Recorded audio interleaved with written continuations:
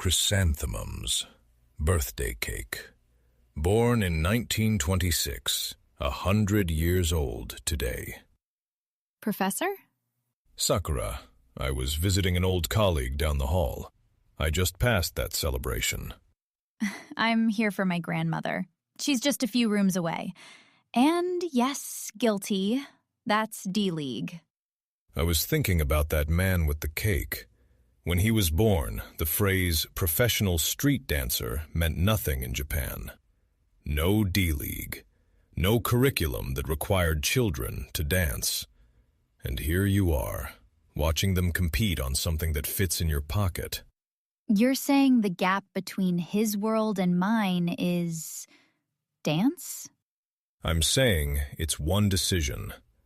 In 2012, Japan's Ministry of Education made dance compulsory for every middle school student, boys and girls.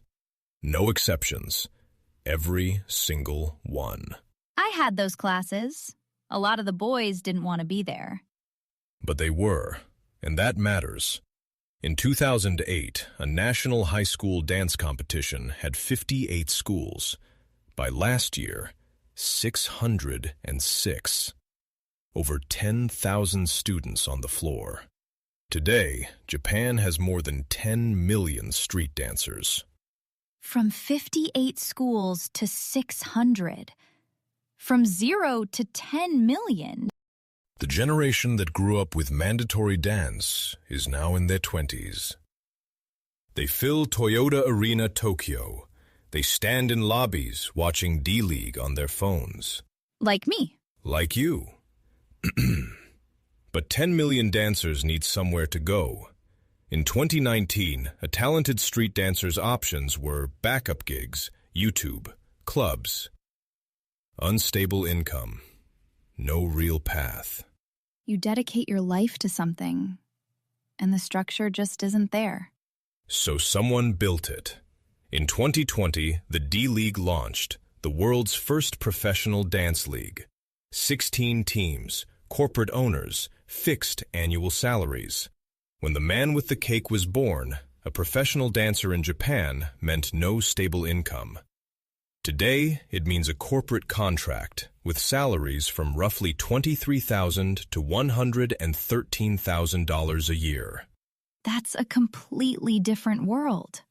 Toyota Arena Tokyo, 6,500 fans a night. Still room to grow, but already 2.6 times the crowd of 2 seasons ago.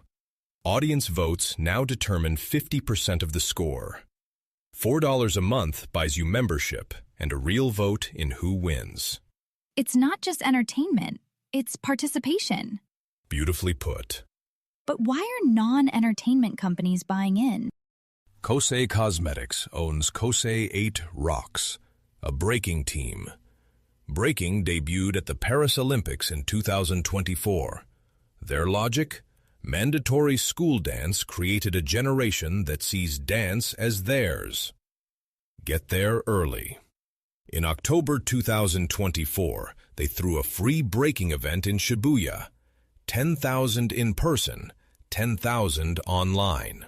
Not selling a product, building a relationship with a generation. An M&A advisory firm joined as a team owner this season. Their reason? The more AI rises, the more human emotion matters. A restaurant group launches Osaka's first team next season. Dance crosses language barriers. It connects overseas youth with Japan. The D.League CEO's plan: Asia licensing in 5 years. A Dance World Cup in 10. Dance doesn't need subtitles. No, it doesn't.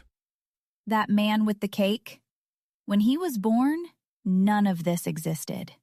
Not the league, not the mandate, not even the idea that a 13-year-old in Japan would be required to dance. He's lived through everything this country has faced. Wars, economic miracles, lost decades, the digital age. And now, a Japan where dance is as ordinary as swimming, and professional dancers sign corporate contracts. One policy, 100 years in the making. You've been listening to Narrative Japan. Until next time, stay curious and keep listening for the whispers beneath Japan's economy.